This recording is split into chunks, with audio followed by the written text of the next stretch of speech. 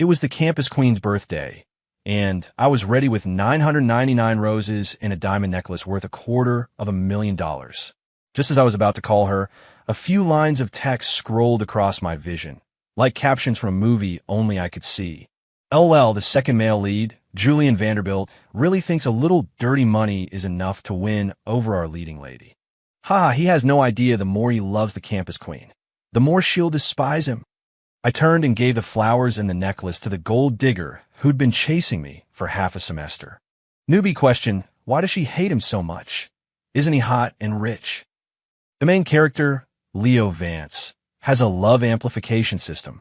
As long as the second male lead, Julian Vanderbilt, increases his love for the female lead, Clara Hayes, her disgust for him will increase, and her love for the main character, Leo, will double.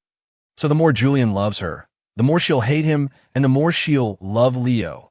He's just a human plot device to push the real couple together. Look, the main character, Leo Vance, is already hiding behind that tree. He's just waiting for Julian to get rejected, so he can swoop in, comfort the girl, and rack up some love points. A plus move from our hero. I froze, my eyes following the caption's directions. There, under the tree, was a guy in a simple white button-down. Wasn't that Leo Vance? He was the brilliant scholarship kid my family had been sponsoring for years, the one Clara always described as hard-working and kind. He was looking right at me, a smug, contemptuous little smile playing on his lips. In that single moment, everything clicked into place. I finally understood why Clara's attitude toward me had taken such a nosedive. In the beginning, she was the one who said she liked me. It was only after I fell for her that she started acting like she couldn't stand the sight of me. It turned out my love was just a stepping stone for Leo Vance. In his eyes, I must have looked like a complete clown. I glanced down at the mountain of roses in my arms and felt a bitter, ironic laugh build in my chest. Julian? Clara's voice cut through the air, cool and laced with a thick layer of impatience. Here we go. Get ready for the classic triple rejection combo. Are you serious? Get away from me. Your stuff makes me sick. Ladies and gentlemen, you can start the countdown.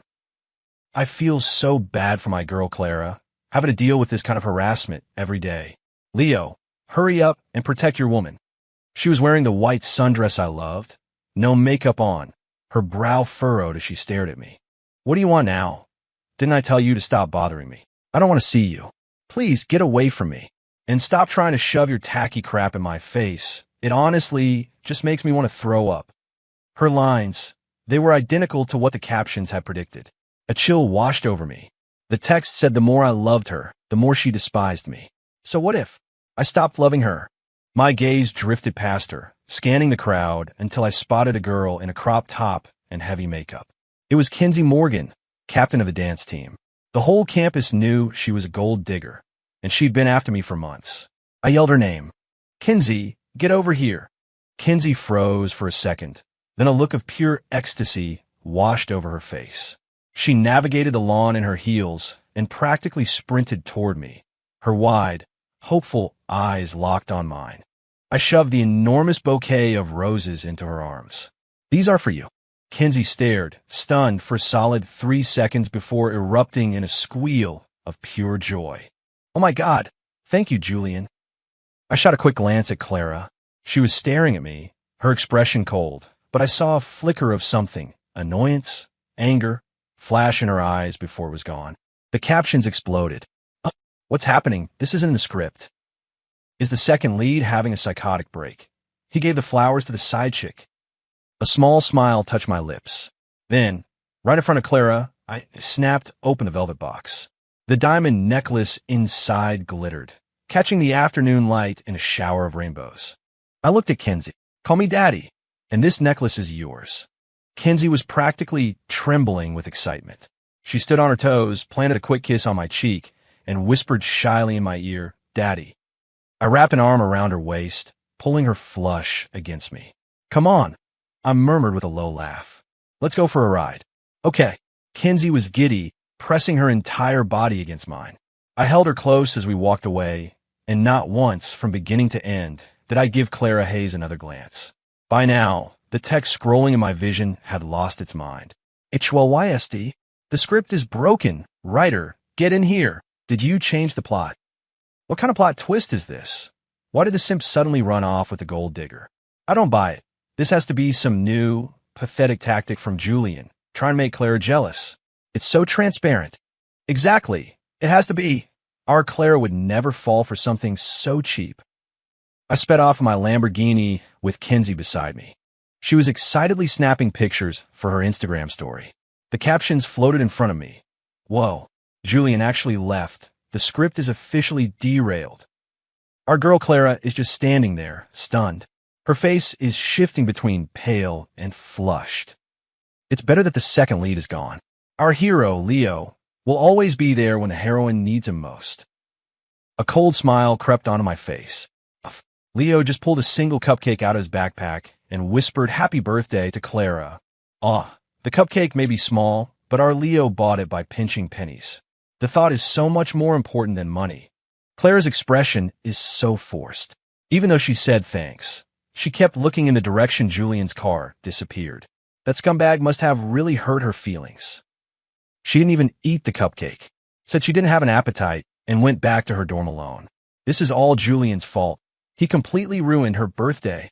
A few days later, in the university cafeteria, Leo pushed the few stray bits of ground meat from his tray onto Clara's. Clara, eat more. You've gotten thinner these past few days.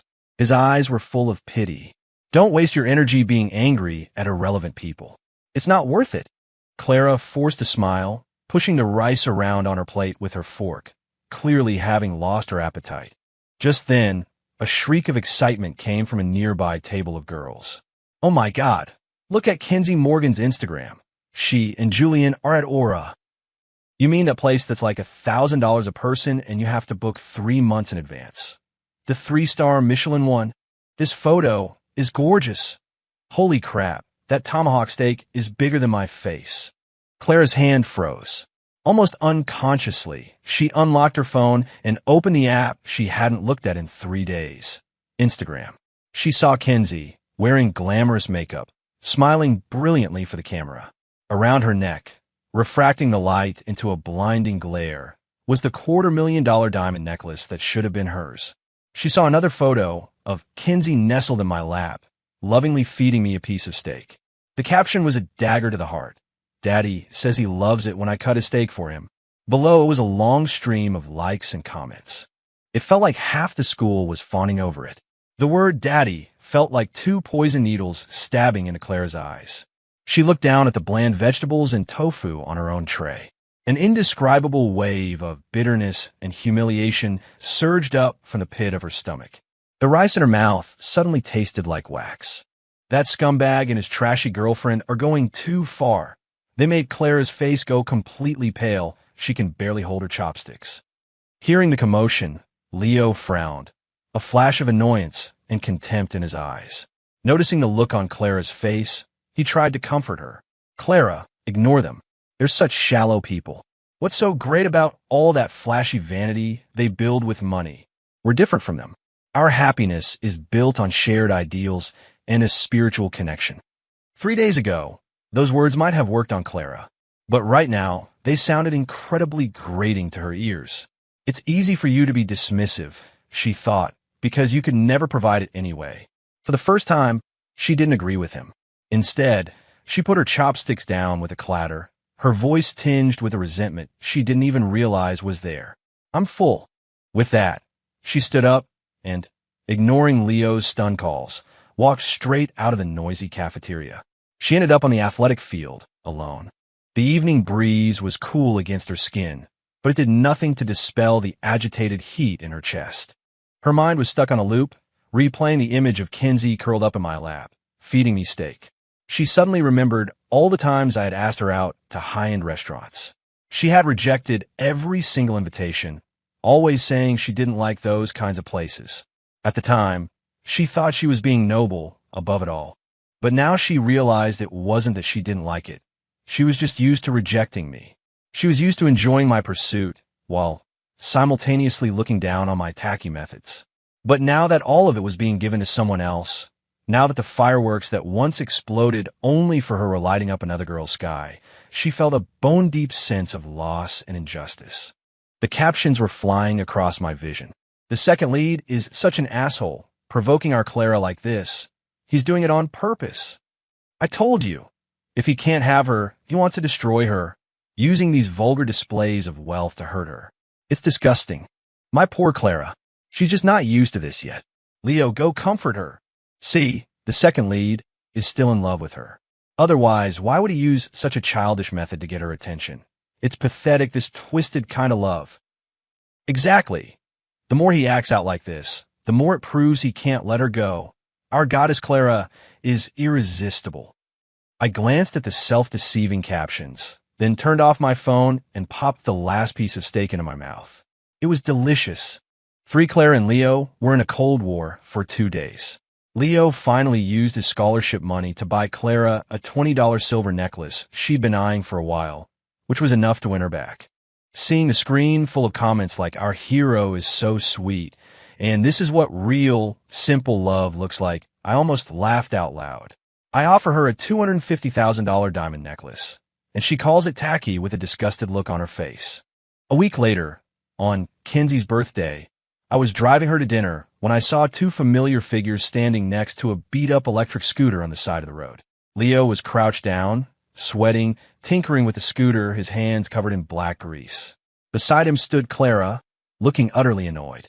A noticeable smudge of grime stained the hem of her clean, white dress. Oh no, what bad luck. Why did the scooter have to break down now? Ah, our poor Clara's feet must be getting tired from standing so long. It's fine. This is just a cute, romantic little hiccup for our main couple. This gives our hero a chance to give the heroine a foot massage. Hearing the low rumble of my Lamborghini, Clara instinctively looked over. Kenzie giggled, deliberately leaning out the window and waving at them, her voice sickeningly sweet. "Hey, Leo, the genius, and Clara, the campus queen. Are you two trying out the simple life? Need a ride?" Leo shot to his feet, his face beet red as he glared at me. "Julian, Kenzie, don't you go too far." I didn't even bother to look at him. I hit the gas and left them in the dust. In the rearview mirror, I saw her, frozen in place, staring intently at my departing car.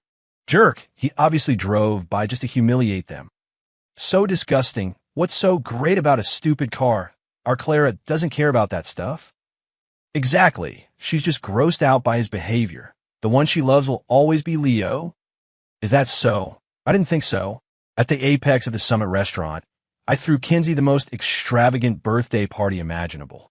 I didn't deliberately publicize it, but the trust fund kids and socialites I invited had already broadcast the entire lavish affair to every corner of the campus through their Instagram stories. The captions in front of me refreshed nonstop. "I'm blind. This is a birthday party, a 6-foot-tall cake." Clara's little cupcake was a complete joke. "Oh my God, Clara is watching the live feed. Her roommate is watching, and she's standing right next to her. Her face is as white as a sheet. The main couple is fighting. It's over, it's over. The ship has officially sunk. Leo was left speechless, and she hung up on him. The heroine is crying. It's all the second lead's fault for showing off. He made our girl cry. Why do I kind of feel bad for her? But then I remember how she used to treat Julian, and I think she deserves it. Seeing this, I let out a soft laugh. Some things, once you miss them, are gone for good. For after Kenzie's birthday party, the university's online forum exploded. The top thread was titled, "Shocker, Prince Simp Julian Vanderbilt dumps campus queen for gold digger." In the thread, 90% of the comments were calling me a scumbag and Kenzie a gold digger.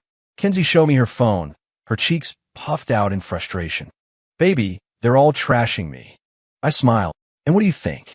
She snorted, a sharp glint in her pretty eyes. "I couldn't care less. They're just jealous. The gifts you used to give Clara were way more expensive than what you give me, and they call that true love. Now you give me the B-list stuff, and they call me a gold digger. Honestly, they just think a poor but beautiful girl like Clara deserves your money, and a self-aware gold digger like me is an eyesore." That was one of the best things about Kenzie. She wasn't greedy or demanding, and she constantly provided me with emotional support, proactively catering to my every need. Damn, the side chick speech. She kind of has a point. Is it just me, or is Kinsey suddenly kind of awesome? So your morals just follow whoever is hot and rich? Huh. Wake up, people. A few days later, in the library, I was sitting with Kinsey, studying, when Clara slammed a book down on our table with a loud bang. She glared at me. Julian, do you really have to be like this? I looked up, my gaze lazy. Is there a problem, Miss Hayes? Don't play dumb, she said, pointing a finger at me, her voice laced with fury. Do you think doing all this will make me care? You're just proving how cheap and empty you are. This method of getting attention is truly pathetic. The text in my vision was even more agitated than she was. Clara, you tell him, destroy that scumbag. He's definitely still trying to get her attention. I knew it. The second lead's love is just that twisted. I gently stroked the back of Kinsey's hand and chuckled. Clara, are you maybe taking yourself a little too seriously? When I wanted you, you were everything. Now that I don't, you're less than nothing. The color drained from her face instantly. She turned and ran away, tears streaming down her cheeks. Hiding behind a nearby bookshelf, Leo Vance stared at me, his eyes filled with a venomous hatred. For once, the caption showed a rare spark of humor. Warning, warning, main character's malice value towards second male lead is rising. Prepare for annihilation. Ha ha ha, he's rattled. 5 after I stopped chasing Clara, Leo's love amplification system seemed to malfunction. With my affection completely redirected, Clara's fondness for him not only stopped growing, but actually began to decrease. Their arguments became more and more frequent. I thought Leo might back off, but I had underestimated the depravity of a petty man. That night, I had just closed a business deal and was heading home. Suddenly, a few lines of text exploded in front of my eyes. Leo has lost his mind. He hired those towny thugs. He's going to destroy Kinsey. HYST. He told them to corner Kinsey in that unmonitored alley outside the North Gate. He wants them to take naked pictures of her to ruin her reputation. That's so evil. If she gets exposed like that, a rich guy from a prominent family like Julian would definitely dump her in a heartbeat. What kind of human being comes up with a plan like that? He's a monster. Wait, the hero turned into the villain? Author, did your account get hacked? This is not the plot I remember. I slammed my foot on the gas, yanked the wheel, and the car screeched in a U-turn, rocketing toward the North Gate. I skidded to a halt at the mouth of the alley. The second I jumped out of the car and ran in, I heard the sleazy laughter of several men, mixed with Kinsey's terrified screams. Yo, boss, this chick is hot. Even better than her pictures. Don't scream. Little lady, no one's going to hear you. Just as their filthy hands were about to rip Kinsey's clothes, I crashed into them. Thwack! With a sickening thud, the bleach blonde creep in the front went down, clutching his head and howling in pain. The other two spun around in shock, but before they could even register my face, my fist, wrapped in fury, smashed into theirs. The sharp crack of bone breaking echoed eerily in the silent alley. A few minutes later, the only things left were 3 heaps of garbage groaning on the pavement.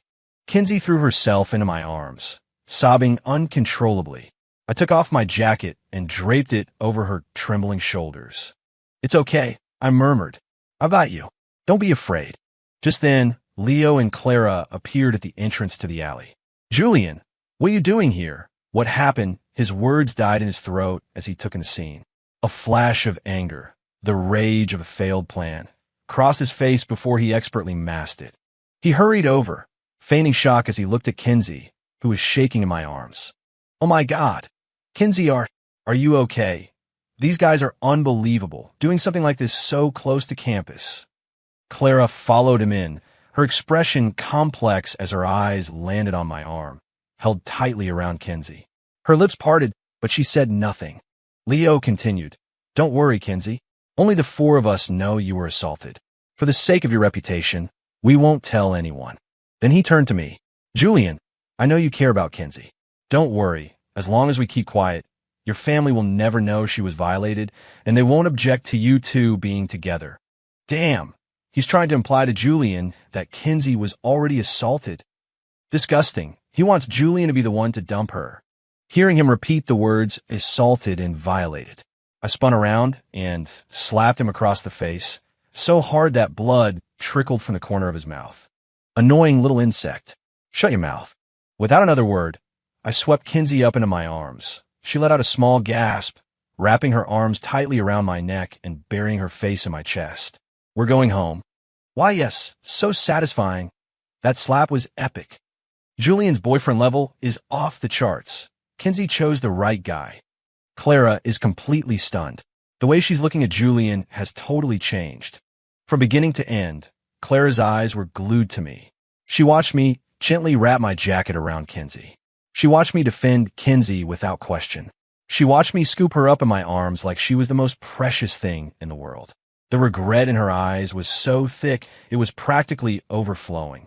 That protection, that gentleness, it should have been hers. And she was the one who had single-handedly pushed it all away. I carried Kinsey right past Clara, without so much as a glance in her direction. As I walked away, I saw her lips move, as if she was trying to say something, but no sound came out. Clara skipped classes for several days straight, but thanks to the captions, I got a constant stream of updates on her condition. Clara hasn't been to class in 3 days. She's barely eating, just sits in her dorm and stares into space. Leo went to see her, but she's ignoring him. My God, how did our sweet couple end up like this? It's all Julian's fault, that bastard. He must have been psychologically messing with her. He drove our pure goddess into a depression. Stop talking nonsense. I think Clara is just getting what she deserved. When Julian was chasing her, she couldn't be bothered. Now that he's not, she can't eat or sleep. Shut up. You're the one who deserves it. Our Clara is just not used to it. She was traumatized by Julian's constant harassment. I ignored the bickering text and focused on my own life. It wasn't until a week later at the Student Government Association's annual gala that I saw Clara again. As the SGA's biggest donor, I was naturally seated at the head table. Clara had been invited as an outstanding student representative. She had changed. Gone was the faded sundress. In its place was a pale blue cocktail dress. She wore light makeup, and her long hair fell softly over her shoulders. It was the dress I had once given her as a gift. At the time, she had looked at it with pure disgust, but now she was wearing it. She was beautiful, like a lily dappled with morning dew, and she captured everyone's attention the moment she walked in. When our eyes met, hers lit up. She picked up a glass of juice and walked directly toward me. Wow, Clara looks amazing in that dress. She definitely wore it for Julian. I knew she still had feelings for him. Wake up, you delusional shippers. She's obviously here to see Leo. He's at the head table too. No way, look at her eyes. She hasn't taken them off Julian since she walked in. The captions devolved into a chaotic argument, but Clara had already reached my table. Her beautiful eyes reflected only me. Julian, she said, her voice soft, laced with a nervousness she couldn't hide. Can I talk to you for a minute? It was the first time she had ever spoken to me with something approaching a plea. A year ago, I would have lost my mind with joy. Now I just found it pathetic. Before I could speak, Kinsey, sitting beside me, made her displeasure known. She deliberately linked her arm with mine and purred. My boyfriend is with me right now. Can't whatever you have to say wait? Clara's face went pale. Her free hand, hanging at her side, clenched the fabric of her dress. She ignored Kinsey, her gaze fixed stubbornly on me. Her eyes began to glisten with unshed tears, making her look utterly pitiful. Just for a few minutes, please? Whoa, Clara's about to cry. Julian, you heartless bastard. Just say yes. If he dares to say no, I'm going to climb into this story and kill him myself. Leo's face is as black as a thundercloud. His own girlfriend begging another guy right in front of him. This is intense. About what? I asked coolly. About how you used to treat me like an idiot, or about how I currently treat you like thin air. The blood drained from Clara's face in an instant. That's not what I meant. She stammered, her voice cracking as she fought back a sob. Well, I did before. That was my fault. I'm sorry. Please don't be like this with me, okay? She was starting to regret it. Now that the figure who had always chased her was gone. Now that the devotion she once took for granted was being showered on someone else. Now that the charm she was so proud of had completely failed to work on me, she was finally starting to feel a sense of panic. Oh my God, did I just hear that right? Is Clara apologizing? This plot, I don't even understand it anymore. Leo finally couldn't take it anymore.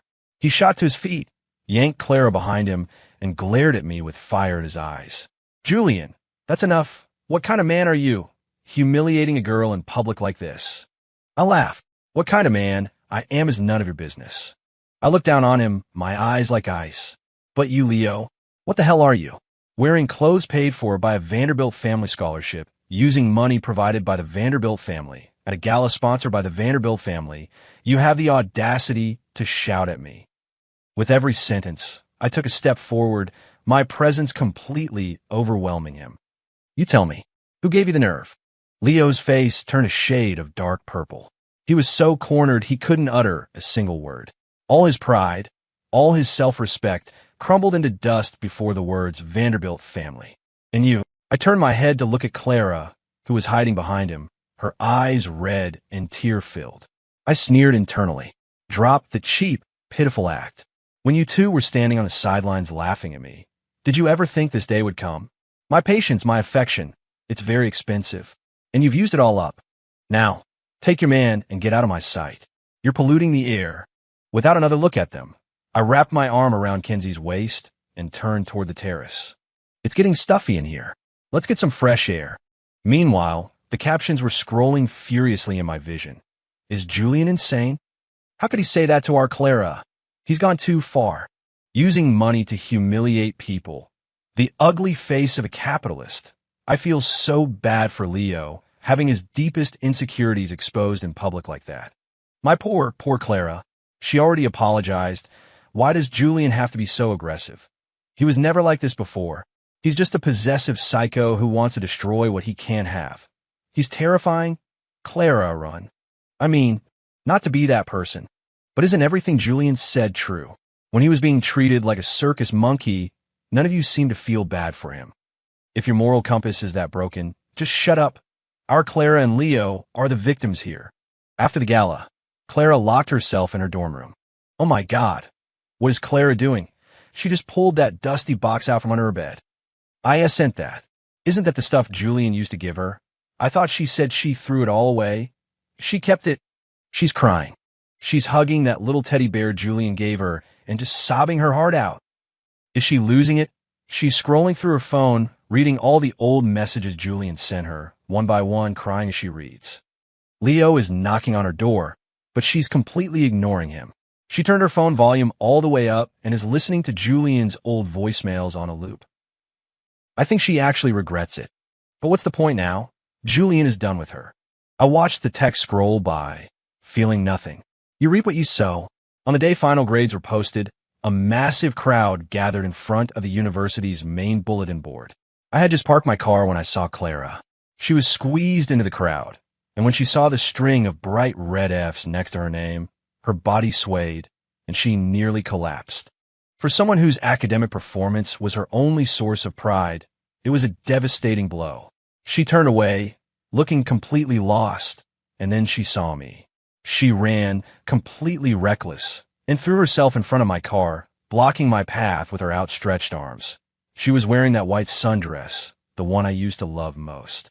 Students all around us stopped, pointing and whispering. I stared at her, my face a mask of indifference, not even bothering to roll down the window.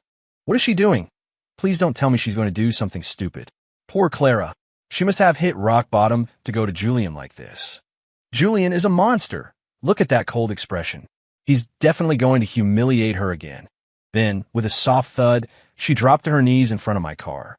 The text in my vision was instantly flooded with a tidal wave of holy ST, and she knelt on the asphalt, her tear-streaked face tilted up toward me, her voice hoarse and pleading. Julian, I'm begging you. Please stop torturing me. It was all my fault before. I was out of my mind. I was so blind. I shouldn't have trampled on your feelings. I shouldn't have enjoyed everything you did for me while getting close to Leo. I was wrong. I know I was wrong. As she spoke, she raised her hand and began to slap her own face hard. The crisp, loud sounds echoed in the quiet parking lot. I'm begging you, please come back. Treat me like you used to, please. If you come back, I'll do anything you want. I'll never be cold to you again. I'll never see Leo again. Her cries were heart-wrenching. Clara, what are you doing? Get up. Leo, looking like a man possessed, burst from the crowd and tried to pull her to her feet. But this time, Clara used every ounce of her strength to violently shove his hand away. "Get off me," she shrieked at him. "It's you. This is all your fault. If it weren't for you, Julian wouldn't have left me. Get away from me." Leo stumbled backward, an expression of pure disbelief on his face. That face, which always wore a gentle smile, was now a mask of shock and pain. He probably never imagined that the girl who once looked at him with nothing but adoration would now be staring at him with such venomous hatred. Oh my God! The drama of the year. The main couple is imploding in public. It's over, it's all over. Clara is really in love with Julian now. I rolled down my window. As Clara looked at me with a desperate, hopeful gaze, I spoke calmly. "Clara, I don't love you anymore."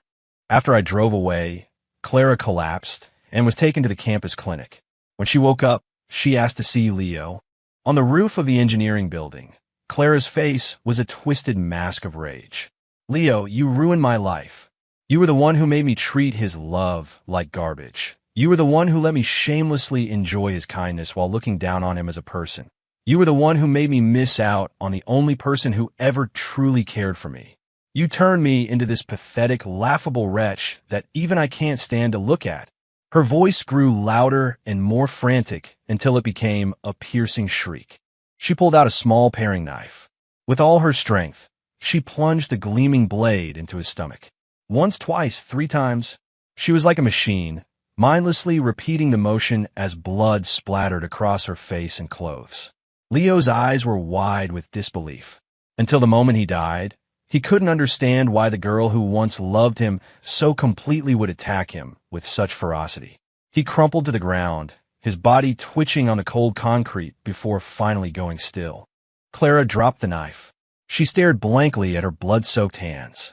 And then she smiled. As she smiled, tears streamed down her face. The sound of sirens soon filled the campus. Clara didn't run. She just sat there, next to Leo's body, and allowed the police to snap the cold, steel handcuffs around her wrists. As they led her away, she sent me one last text message. "Julian, I'm sorry. If there's a next life, I promise, I'll love you right." Leo was dead. Clara's life was ruined. And the ridiculous love amplification system that had bound me, with its host and its medium now gone, vanished into thin air. I drove my car to the campus entrance. In the distance, a girl in a crop top and perfect makeup was standing on her toes, anxiously looking around. It was Kenzie. I had asked her to a movie, and she had come early to wait, worried I might not see her. When she spotted my car, her eyes lit up, and she ran over. When she saw the ring box I was holding, she froze, her hand flying to her mouth in shocked, disbelieving joy. "Daddy, is that for me?"